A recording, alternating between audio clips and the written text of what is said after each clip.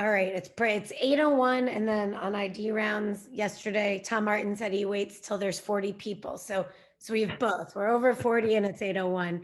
Um, I have the pleasure of introducing someone that needs no introductions, but since we're still doing Zoom, uh, we'll do these bios and people can learn a little bit more about Dr. Daniel Lee, who again, everyone on this call knows. Dr. Lee is a clinical professor of medicine at the UC San Diego School of Medicine and is actively involved in HIV clinical care at the UC San Diego Owen Clinic. He also participates in clinical research and teaching of medical students and residents. His focus area of specialty is in the clinical management of metabolic complications of antiretroviral therapy, and he is the medical director of the Owen Lipid Lipodystrophy Clinic and the HIV Learning Network, a telehealth program associated with the Pacific AIDS Education Training Center. This leaves off a lot of other things that Dr. Lee does, which maybe he'll talk about during his presentation today. But I think I've heard snippets of this talk. This is really fabulous, a very interesting way of approaching weight gain in people with HIV. I'm going to just turn it over to Dr. Lee. I'll keep an eye on the chat, Dan, and interrupt you only for Sure. clarifications and hopefully some conversation at the end. Sure. That that sounds great. So thanks, Jill, for that.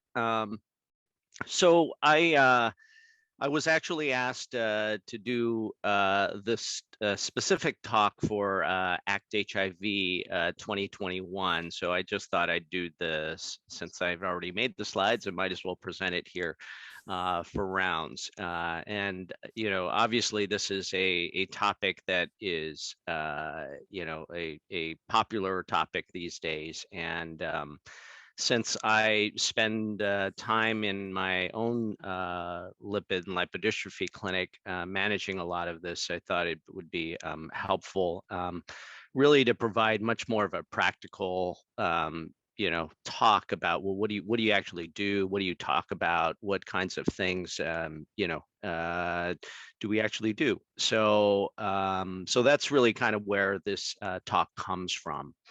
As I said, so this, the ACT HIV 2021 conference was just a virtual conference that recently just happened last month. And so I was invited to speak specifically about this.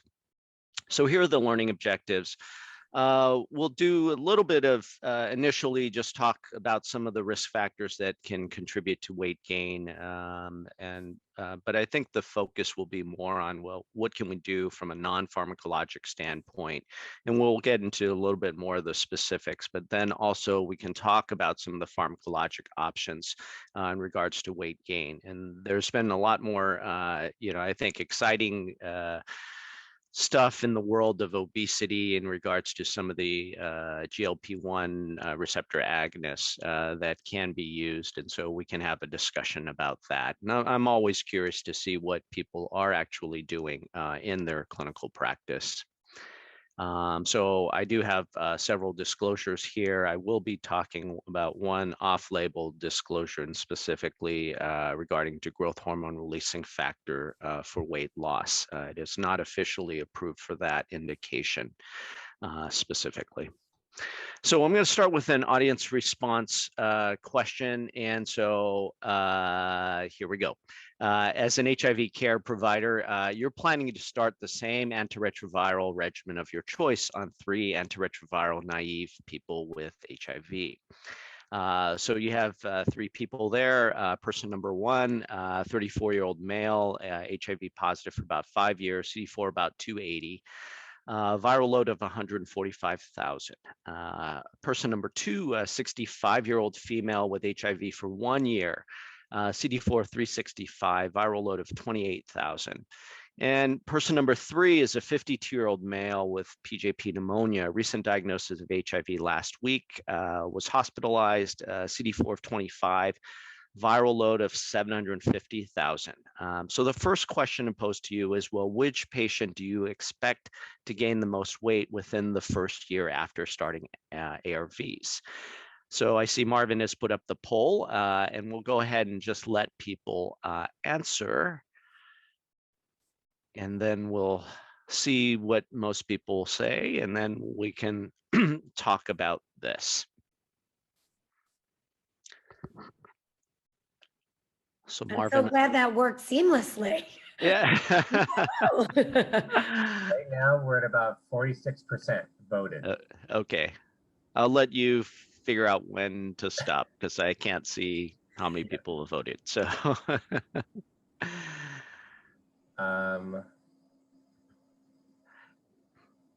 Can you see numbers? Can you see like the N? I don't see I the can share ends. it in a second. Can you? So we're a little over 50%. So you want me to go ahead and let's share it? Sure, we can go. All right, I'm gonna share the poll. Okay, so we'll go ahead and stop and So share.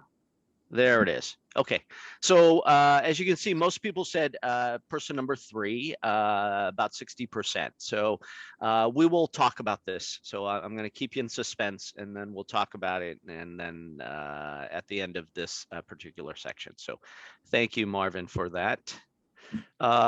So what are some of the factors that contribute to weight changes in HIV? Obviously, there are a lot. So if we first look at HIV-related factors, we do know from prior studies that the lower your CD4 count, the higher your viral load, the more there is inflammation, pro-inflammatory cytokines. And a lot of these cytokines can affect weight in different ways. Most of these probably cause you to lose weight. In untreated HIV, especially, the tendency is to lose weight over time. There are probably some of these pro-inflammatory cytokines, once you have been well controlled with HIV, that still continue to persist. And it's possible that some of those perhaps may lead to some of the weight gain, but it's not entirely clear still. We do know that initial HIV infection affects the gut, and so HIV goes directly to the gut and affects galt, malt, and bottom line is that you can get very early disruptions in gut absorption. So things like malabsorption can occur. And so in someone who's been positive for a long time, it's not surprising that there can be issues in terms of things like chronic diarrhea, which we still see these days. And most likely there are probably a ton of off-target effects that the cytokines can have on metabolism that we still do not really know. So those are the HIV-related factors. There are obviously also antiretroviral therapy factors, and I think most recently people talk about integrase inhibitors as well as TAF. And this focus of this talk is not going to be focused too much on specifically those. I'm not going to be showing studies in regards to that. I'm just going to make the blanket statement that there is data in regards to that. We can certainly talk more about that. But we do know that antiretroviral therapy, especially a lot of the older therapies, did affect lipids, and probably more like ritonavir and perhaps cobicistat still may have some effects in regards to lipids. There were also effects in regards to adipose tissue distribution, so things like lipodystrophy. And that tended to occur probably more with a lot of the older meds because they were not as metabolically neutral. But then there is this return to health phenomenon, which is a little bit at what the question that I posed to you, question number 1, was really trying to get at, is this concept of return to health phenomenon, in the sense that when you start, well, it's actually on the next slide. So let me show you here. So we usually talk about the return to health phenomenon. Initially was discussed by Sharon Ridler, and this is an old JAMA paper from 2003, which was really applying it to lipids. And what we used to see in terms of lipids, and it can help you with this, is that before someone became HIV positive, what would happen is that their lipids would drop. And then when they started antiretroviral therapy, the lipids would come back to more like around baseline. And so the same thing really applies to weight as well too, is that someone with HIV, the longer that they've been HIV infected, the tendency is for them to lose weight. And the reason for that is really because of cytokine activity, but speeding up the metabolism is certainly a mechanism that happens. And so as a result, the metabolism speeds up, the person loses weight. And then when you start antiretroviral therapy, it doesn't really matter which agent you start on, you slow the metabolism from being very high. Now all of a sudden it's back to more normal. And in that abrupt change, what happens is that the weight can come back. And the weight, as you can kind of see, the slope is much quicker in terms of the weight gain that's typically seen. And so this is not unusual to see, and it does happen with all antiretroviral therapy on some extent.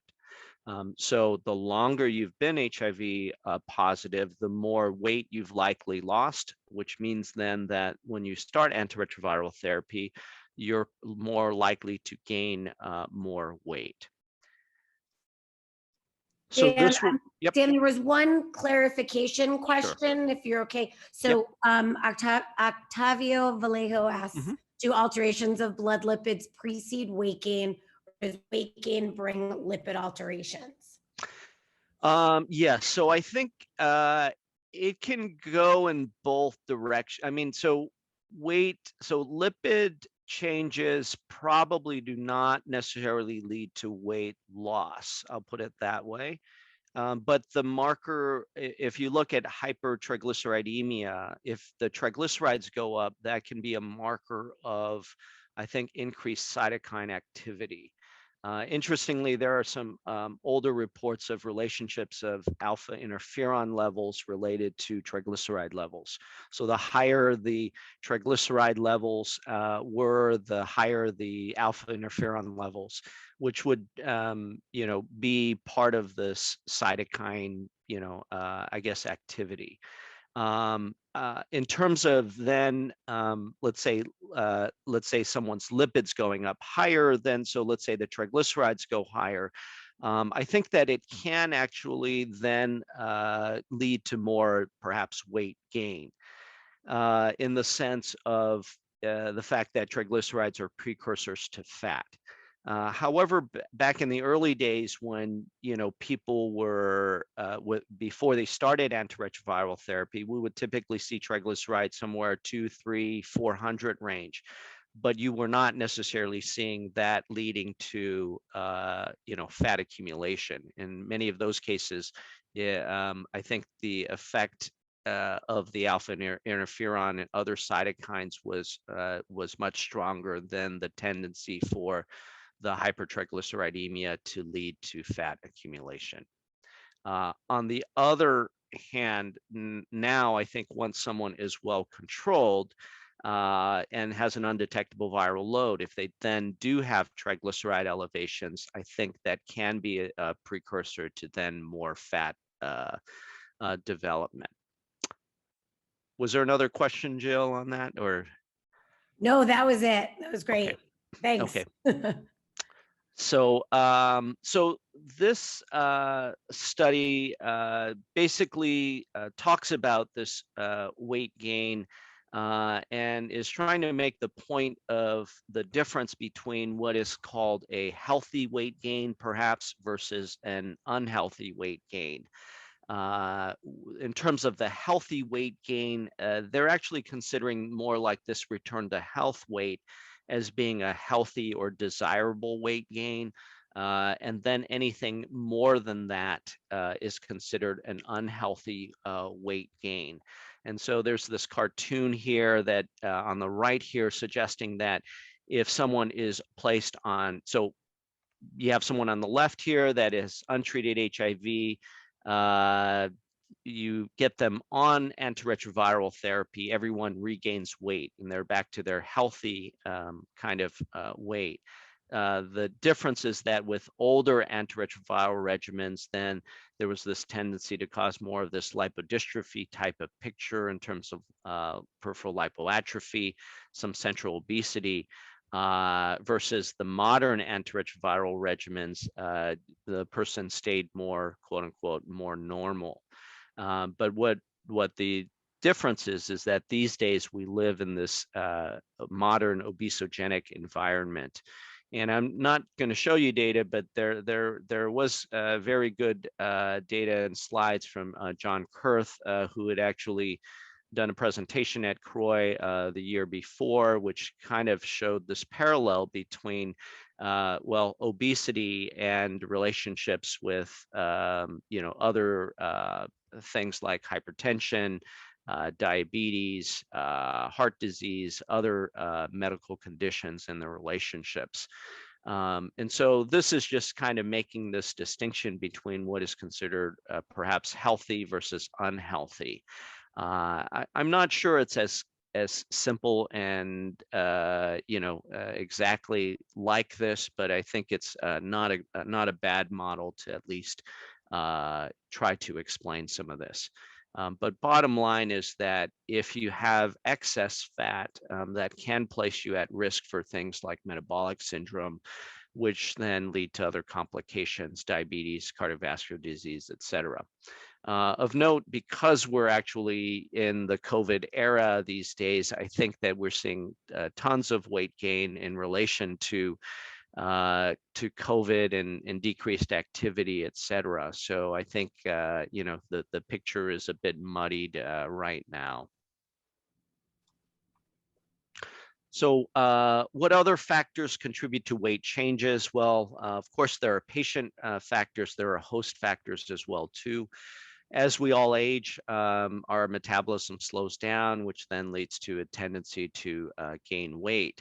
But diet obviously is still important. So this energy balance between how much calories you take in and how much you expend is still in play, of course. But the challenges that our patients have are issues in terms of food preferences sometimes, but also food insecurity and access to healthy foods in terms of these food deserts, as we call them. And some people, have the idea that, it is very much more expensive to get healthy foods. I don't think that that's always the case, but sometimes, it is much cheaper just to go get fast food as well. And so it's important when you are talking with your patients to kind of go through these. If you're talking then on the physical activity side, I think that trying to get people to be more regular with exercise is key. And many people, I think, during COVID have really not wanted to, get out as much in terms of concerns about catching COVID. But I think we also have to think in some cities, there may be issues in terms of safety or certain communities, and some communities in terms of maybe, people live in a very hilly community. And if they're just starting exercise, it may not be easy to start just walking up and down hills. So those are things to keep in mind. Some of the other things I think that we don't really know, at least when we're seeing patients, is really, well, what are people's, let's say, basal metabolic rate or resting energy expenditures? And these are two different measures that were used back in the day when there used to be more metabolic studies, and people used to be kept in a lab, and they would stay there, let's say, for a week or so, and people would actually monitor what and measure what people's metabolic rate was. They kept track of how many calories someone would eat, and then actually do all these measurements. And I only kind of mention this because I think that in the future, if we're wanting to understand this whole idea of weight gain more in depth, we might actually have to go back to some of these types of studies. But the problem with these types of studies is that they're very cumbersome and not something easy to do. Obviously, you have to keep someone in, in a supervised setting for like a week, and basically, perhaps not even have them do much. And so, but these are important things to keep in mind. The other thing here is that the more lean mass that you have, so the more muscle mass you have, the more fat that you will burn off as well too. So that's why we're going to talk more about exercise and resistance exercise, and why that is actually important in weight loss. It's not just purely the cardio. And then lastly here, genetics do have a part to play. And so some of the questions that I will ask patients is about their family members. Is there a issue of obesity in their family members? Are their family members all thin? Are they all more on the obese side, et cetera? And so those are questions that can be helpful. In terms of patient and other host-related factors, paying attention to then other comorbidities. So these can give you a hint as to what other lab tests I might check on someone. So I will check for thyroid abnormalities. I will look at their lipids. But diabetes, I think, is a big thing these days, given the weight gain we see with COVID. But then obviously, if you have infections and malignancies, that can cause more of the weight loss side of things. Medications are certainly an issue as well too, and many of our psych meds can cause weight gain. We do have to be careful of corticosteroids in addition to inhaled corticosteroids, or for some of our patients, if they're getting injections of corticosteroids, it's very important due to potential drug interactions with our antiretrovirals. And I think it's worthwhile to also to pay attention to the testosterone estrogen balance. And so testosterone can cause people to lose fat, but in many of our patients who are hypogonadal, this balance is thrown off, which may lead more to a tendency to gain weight.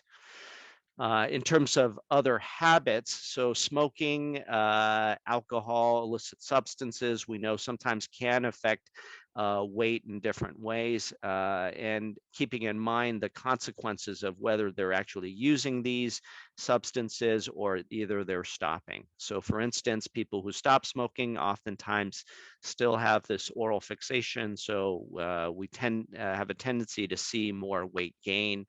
And people who are stopping meth use, then we tend to see more weight gain.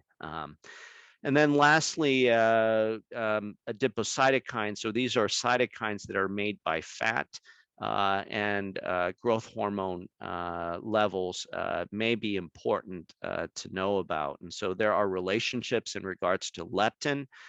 So leptin controls appetite. And so if there's leptin deficiency, you can get changes in terms of appetite, maybe leading to more, eating more, those kinds of things. And we'll talk a little bit more about growth hormone later on. So when we come back to this audience response question, what I was really getting at, and the answer here is the patient number 3. And this was really getting at this whole concept of a return to health phenomenon. And so this person, even though person number 3 was recently diagnosed with HIV, they've been probably HIV positive longer than the other 2 people. Which likely means that they probably had more weight loss prior to starting antiretroviral therapy. And then as a result, despite whatever medications you might put them on, the chances are they probably will gain more weight. And so it's important to kind of keep this in mind when you're seeing patients who kind of fit this, this mode. Dan, Yep. there's a comment from Dr. Kachai Mhm. that I wanted to read. Sure. Could you comment on marijuana use or overuse in weight gain? Yeah. There seems to be a relationship there. Yeah, so I mean, I think obviously with marijuana use, it depends. I mean, I think that for most people who are, let's say, normal weight individuals, it can lead to more, obviously more weight gain. And during the time of COVID and more inactivity, I think the tendency is to certainly see more. I do have a few individuals who are I think very high metabolism at baseline and who tend to be on the thin side, and they smoke as much as they want and they are fine. They still, in fact, it may just keep them normal. So I think it really comes down to each individual's level of metabolism, which I think there are always some people who have difficulty gaining weight, and then there are some people who have difficulty losing weight. And so it just kind of depends on where you're at. But it's absolutely important to keep track. You don't want to just have them start smoking and then not really pay attention to that. And so all right. So I'll move on here. So audience response question number 2. So let's say this same patient number 3. And so you decide to start them on a regimen of bictegravir, TAF, and FTC. Their CD4 improves from 25 to 150.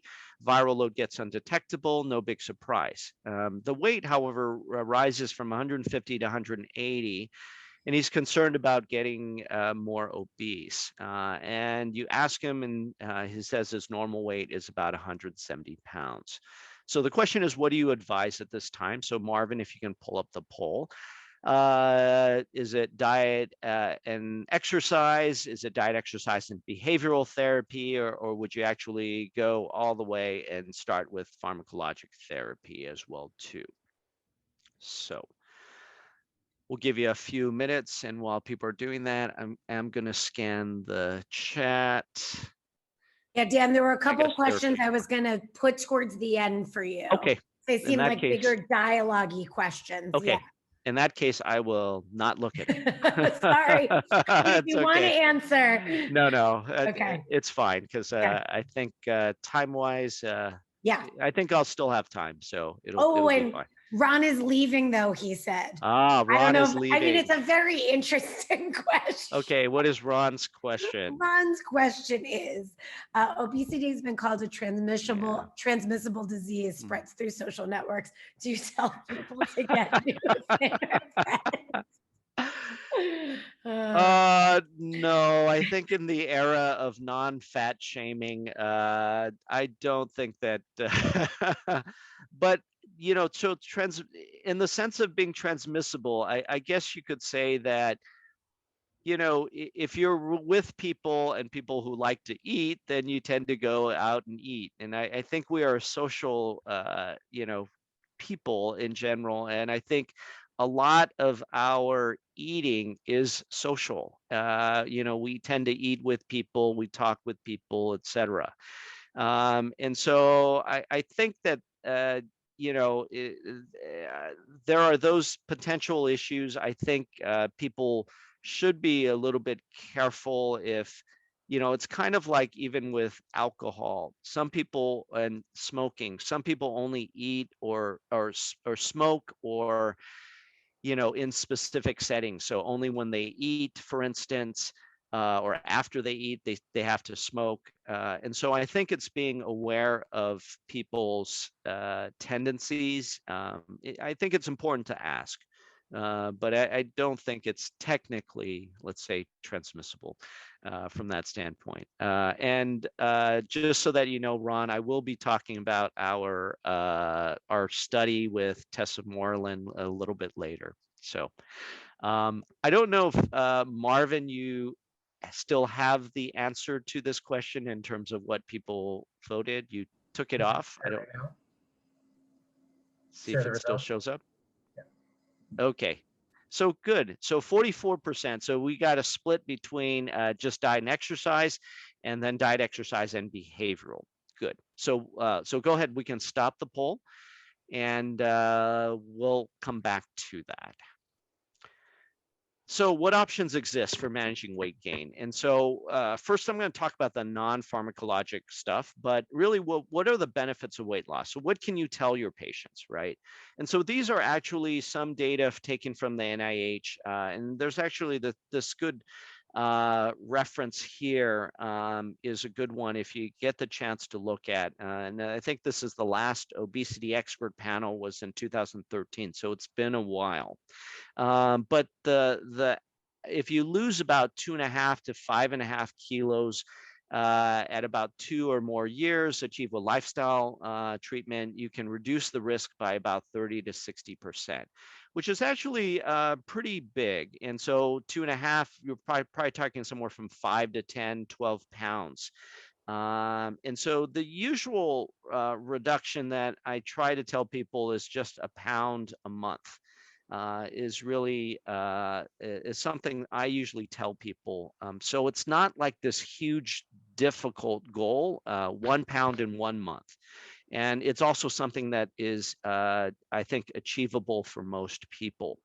And if they just focus on that, then I think that over time, it becomes a more achievable goal. But weight loss of 5 to 10% can also reduce A1C. But as you can see, it's not a huge amount, maybe, but 1% for some people can be quite a bit. But definitely, I think can reduce the need for diabetes meds. I think where this is most helpful are in people who are pre-diabetic. I think it's much harder to get reductions in A1C once they become diabetic. But I really try to encourage people who are pre-diabetic to really try to start losing weight. In terms of lipids, you can also see here that 3 kilogram weight loss. You can see small reductions in triglycerides, 15 milligrams per deciliter. In terms of LDL reductions, maybe 5 milligrams per deciliter, 2 to 3 increase in HDL. Of course, in HIV, it's much harder to raise HDL. So there are some minor improvements, but not, huge, at least if you compare to, let's say, using medications. In terms of blood pressure response as well, too, you can see small reductions in systolic and diastolic. You might say, well, these are so minor. Is it really worth it? I think they really are. And it's really about trying to get people into a more healthier lifestyle for long-term health. I think that's really my goal is, these may be very small, but I think the goal is really to try to keep people, getting people active and then staying active. And that will also help to prevent things like frailty, which we definitely are seeing much more of as our patient population ages. So this was taken from the National Heart, Lung, Blood Institute, their obesity education initiative. It was actually 10 steps. I kind of condensed this to 5 and made it a little bit more easy to put on one slide as well. But I think things that we can do is to measure people's height and weight again. Height, because I think we do see osteopenia, osteoporosis, to really get a more accurate body mass index. And so I have the classification here on the top right that you can see here. I think measuring waist circumference is always something that I would suggest doing as maybe another 5th or 6th vital sign. As we talked about earlier, I think assessing other comorbidities, and I think in these days, sleep apnea is one that we are definitely seeing more of as well. The question is, should your patient be treated? And the recommendations officially from the National Heart, Lung, Blood Institute is not just diet and exercise, but also behavioral therapy. And there is data that I'm not showing here, but data to show that the combination of all three actually is the most effective. And so that is really the answer to our previous question.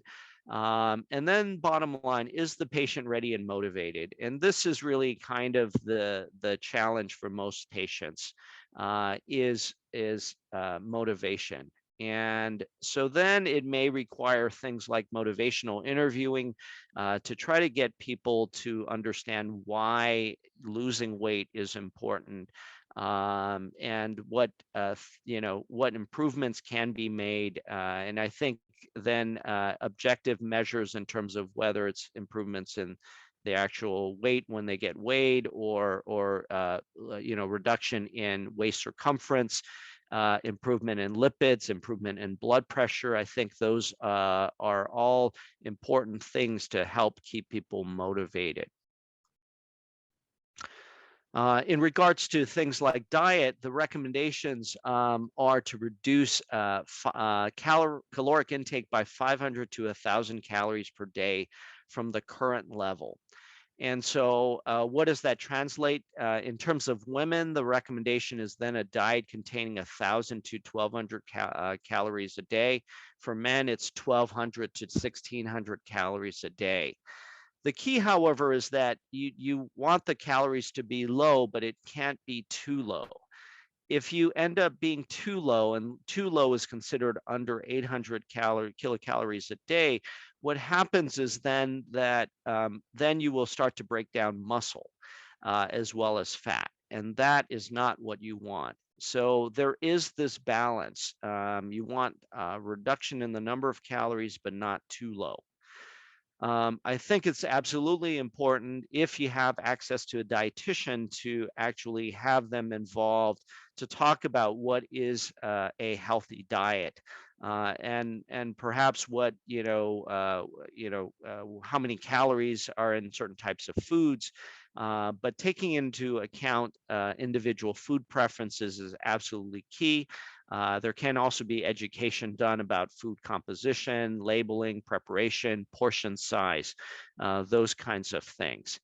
And so although dietary fat is a source of calories, reducing dietary fat without reducing calories, however, will not produce weight loss. And I think this is a misperception that many of our patients have, is just all I need to do is to just reduce fat, and that will help me lose weight. So these are important things I think you can educate your patients about. In terms of physical activity, there are both direct as well as indirect benefits. Bottom line, it increases energy expenditure, and so as a result, you can then burn off more calories. Physical activity reduces heart disease more than just weight loss. There are obviously benefits in terms of probably strengthening the heart in terms of response to, let's say, adrenaline differences over time. Physical activity can also help to reduce body fat and prevent decrease in muscle mass. And in our HIV population, obviously, there are concerns about frailty moving forward. And so I really try to encourage patients. Sometimes patients ask, well, is it better if I just do if I had to do one thing, increase exercise or work on diet, which one is better? And absolutely, hands down, it's physical activity. I sometimes even tell them, well, if they actually do physical activity, they actually have more ability to cheat a little bit if they wanted to on their diet. Not that I recommend that, but I try to explain that. And so some people, I find that explanation may be actually helpful. If they haven't been physically active, then obviously starting out slowly is key. But even other household chores and other things, can count towards physical activity goals. The goal is to try to get 30 minutes or more of what they call moderate intensity activity on most, if not preferably all days of the week. So then the question is, well, what is moderate activity? What is vigorous activity? And I think the next slide I'll show will kind of have what is considered more moderate versus vigorous. But the recommendations, this is from the American Heart Association, is 150 minutes per week of moderate activity or 75 minutes a week of vigorous or a combination of both. They're also recommending resistance and muscle strengthening activity at least on 2 days per week. And that really gets at what I was talking about earlier is more muscle mass will then lead to increase in your metabolism. Spend time sitting, spend less time sitting, perhaps standing more, even light activity, etc. May be helpful. And if you're more than active more than 5 hours per week, there's even more benefits. But bottom line is increase slowly and increase the intensity gradually over time.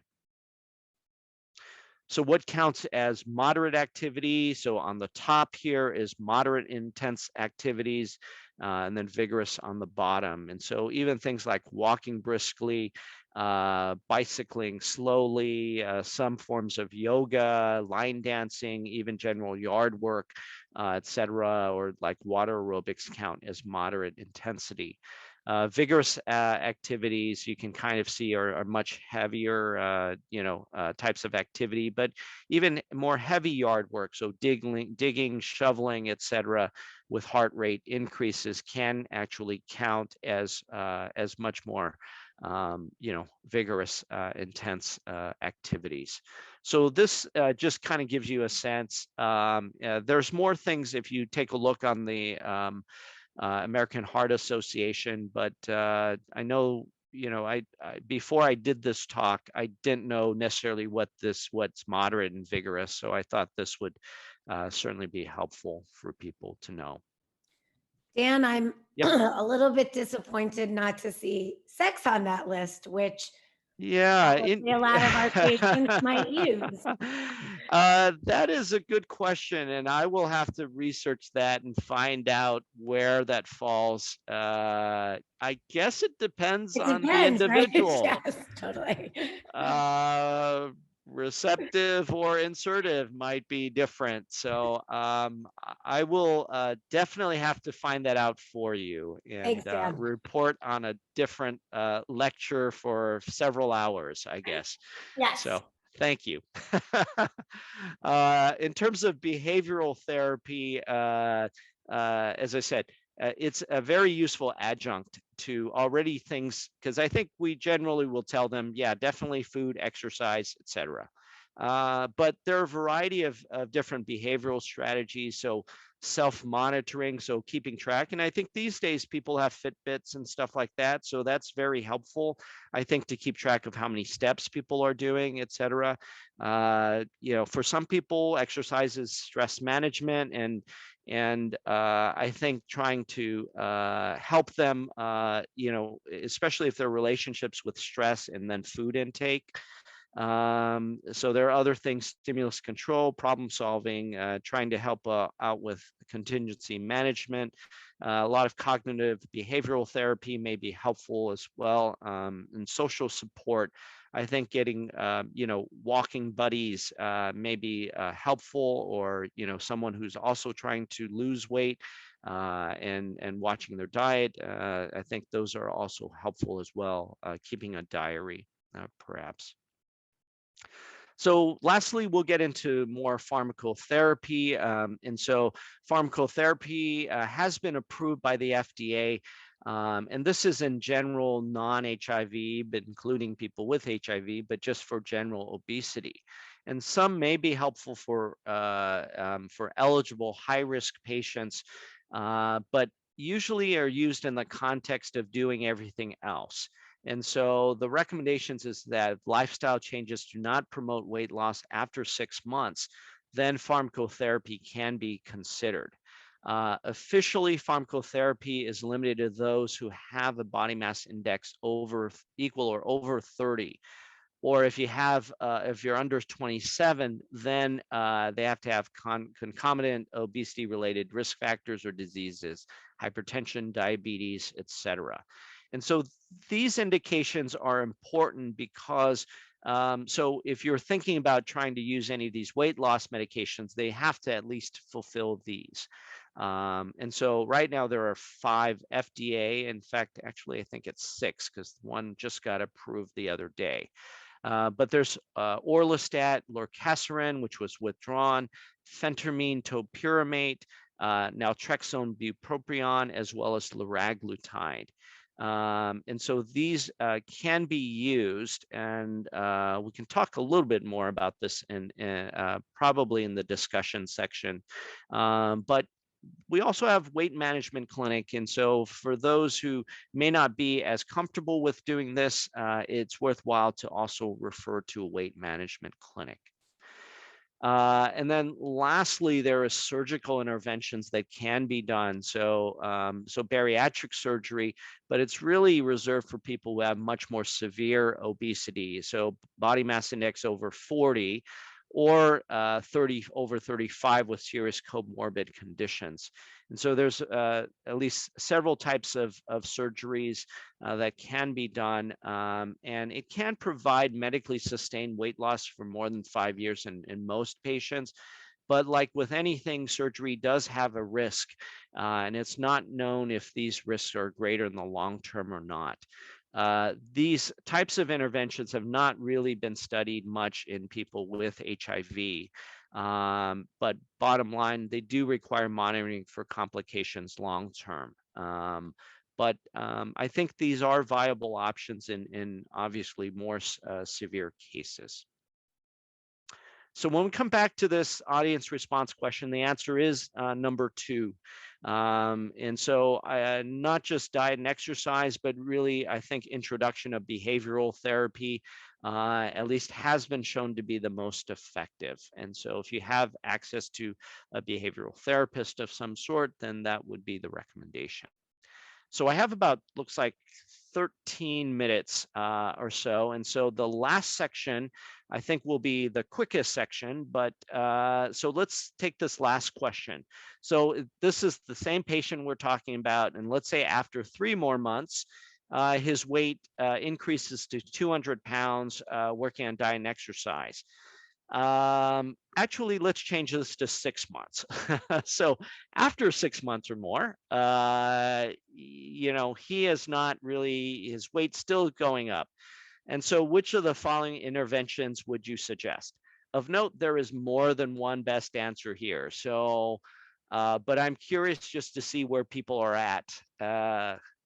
Would you use weight loss medications? Would you use growth hormone releasing factor?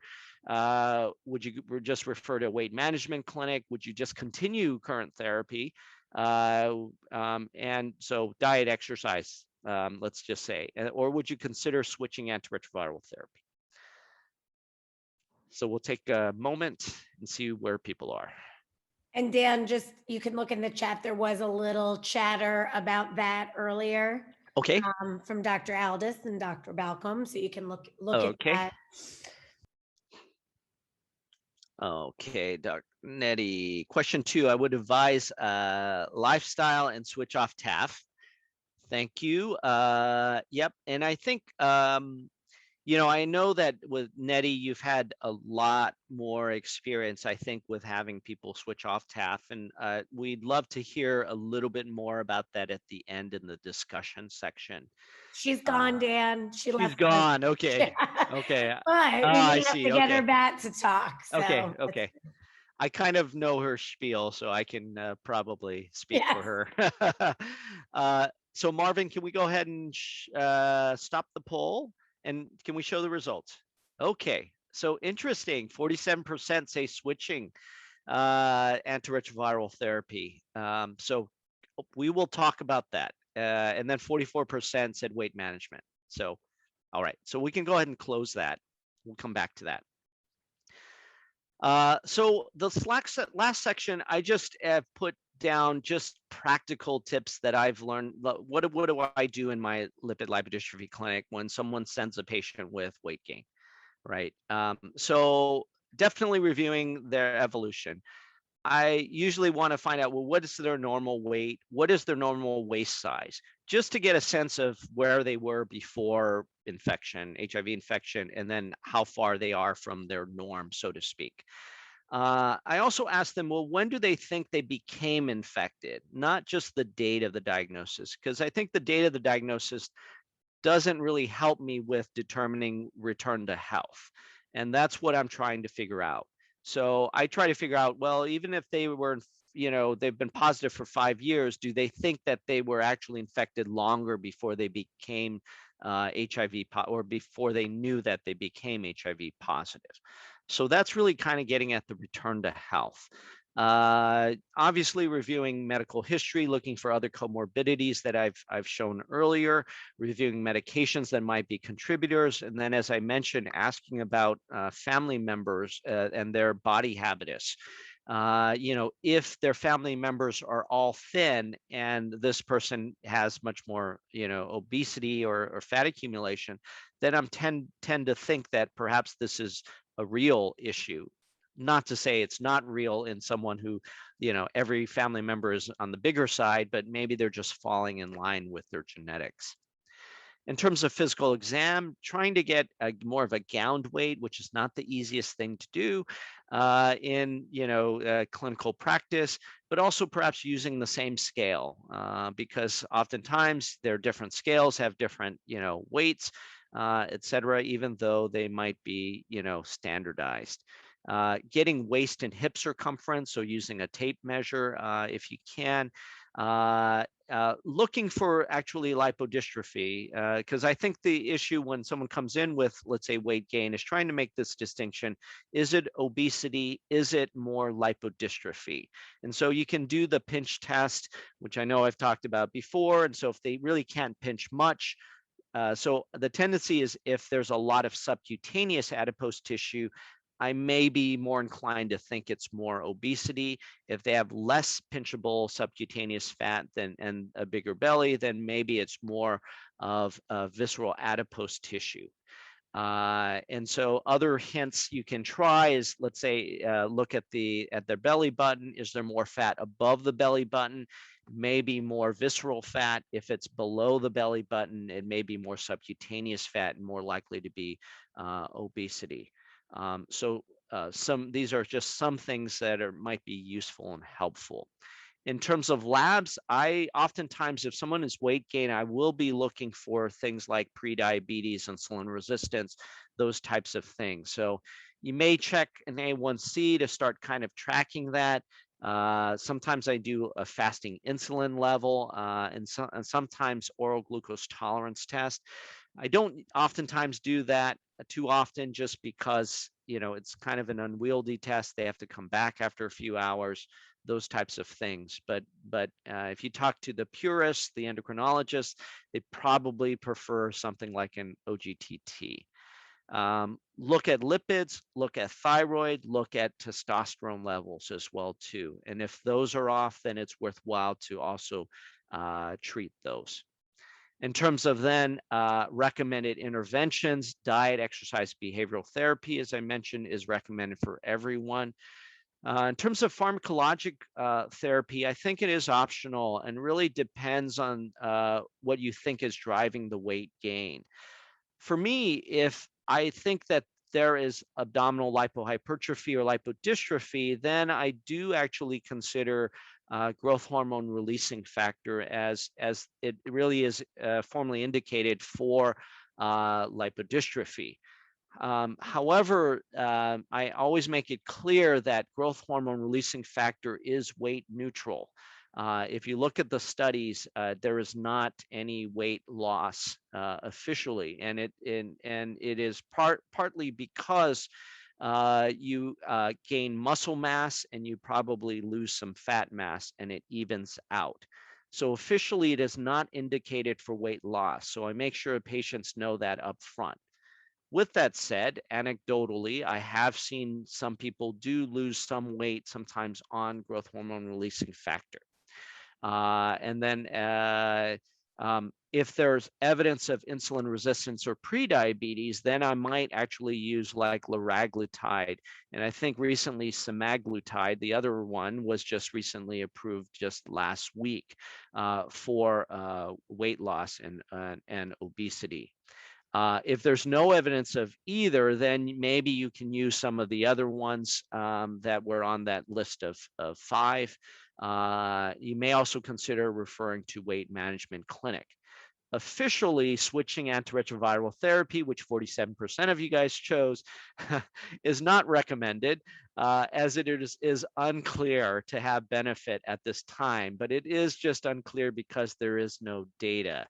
So officially, when we come back to this audience response question, the first 4 are technically correct. The last one is not correct because we actually do not have data. But I was curious just to see where people are. And I know that there is a lot of interest in regards to switching antiretroviral therapy. So last slide. So weight gain has become much more of an issue, as many of you are aware. We talked about a variety of risk factors and other related factors that come into play, which I think are key to then directing your history and physical and lab ordering. So bottom line, diet, exercise, and behavioral therapy is key. Pharmacotherapy is not necessarily advised unless they meet certain criteria, and then surgical intervention specifically for extreme obesity. So I will stop there and stop sharing. And I did need to put in a plug for our tesamorelin study that Ron Ellis and I are involved in. So if you have people who have increased visceral adiposity and cognitive dysfunction, please refer them to the HNRP. We have a study looking at that. And as you saw, if you were here at the very beginning, there is ACTG 5391, the Do It study, which I think Miley is actually heading up. And so that's an actual switch study. So 47% of you can send those patients, and hopefully we will find out more about whether or not switching will help. I'll stop there. Thanks, Dan. I was about to queue up Steve Hendrick to mention the study, but Steve, is that good? He has a plug-in. Is there anything else you want to add? Oh. Okay. Maybe not. Maybe not. I think you did the plug that, or at least the, alert to people that he needed. There were a couple of other questions. One from Jeff Taylor: has there been any association shown between visceral adiposity and NAFLD, which Lalo is renaming metabolic associated fatty liver disease in patients living with HIV? Yes. So I think there is definitely a relationship between visceral adipose tissue and MAFLD. I love that, Lalo. So yes, there is a relationship, and we don't know, but I don't think we know a ton. I've tried to understand this a little bit better as to whether or not does like visceral, what's the order? So when you have excess fat, is it just go into visceral adipose tissue first? Does it go into the liver first? Does one predict the other? It seems to be fairly simultaneous. I don't know if Lalo knows more. I see he's unmuted. Do you know if there? I mean, I know there's a relationship. I don't know if we know more specifics. No, I think we don't know. It's the chicken of the egg. Yeah. But I think we can focus on what is the most important, the practical approach. Patients refer for different independent conditions, patients to you or to us. In this case, patients are referred for metabolic associated fatty liver disease. I hate NAFLD because it provides a stigma, stereotypes, and simply summarizes everything on the liver. So I think we need to get used to recognize that, like when the patients come to our team, we take a multidisciplinary approach. If the patient is non-cirrhotic, Sure, we focus on making sure to minimize the risk of cirrhosis progressions, but we need to start recognizing that the patients are at risk of heart disease, at risk of strokes, of osteoporosis, a neurocognitive decline, and I think there are different type of areas that we need to practically manage. Yeah, so Lalo, in regards to your question about whether to refer to Dr. Grunwald here at UCSD, I still think it's worthwhile to do that. Officially, I guess I'm not. I mean, you can send them to me, and I can see what I can do and try to assess. I guess I haven't decided to become a weight management clinic quite yet. So, but I can certainly take on some if needed. But I still think that they may have the weight management clinic may have other expertise that I may not have, at least at this time. And if they're much more on the morbidly obese side, then they may have access to some of the surgeons or a multidisciplinary team, which I am kind of currently lacking at this time, but am always looking for. Thank you. Yeah. Thanks, Dan. And Lalo, it's the topic of the hour. There's one quick question from Sheldon about buffalo humps. And I don't know if we still call them buffalo humps, but Yes. additional fatty deposits at the top. Any thoughts on that before we go? Yeah, it's tough. I think the buffalo humps and the dorsocervical humps, I guess the more appropriate term probably, is most likely related to VAT, visceral adipose tissue. And so for some people, it's I think we probably lump it under what we call upper trunk fat. So that includes the fat up behind the neck, but also you've probably seen some people where they have like around the lats, like on the sides, they have like the excess fat in that location. And I think from a metabolic standpoint, those fats tend to track more with visceral fat. They act more like visceral fat than they do subcutaneous fat. With that said, I think the only interventions that I have seen that really have worked is really more growth hormone products. So growth hormone releasing factor, I think, may help with those types of fat accumulations. The challenge is that they're not officially approved for upper trunk fat reduction. It's only approved for abdominal visceral fat reduction. If they happen to have both visceral fat, abdominal fat, as well as that, then we can talk officially. So, but you can always send those people to me, and we can always discuss what options might be available. Awesome, Dan. All right, it's 9:03. You still have over 60 people here. Right. The pleasure of Zoom. Anyway, thank you so much. I find it so helpful because, what do you do when a patient is sitting in front of you and how are you counseling them? This is so practical and really helpful, obviously embedded in literature as well. So thanks so much, Dan. Great. Thank you. Have a great week, everyone, or end of the week and weekend. We'll see you next week. Bye-bye.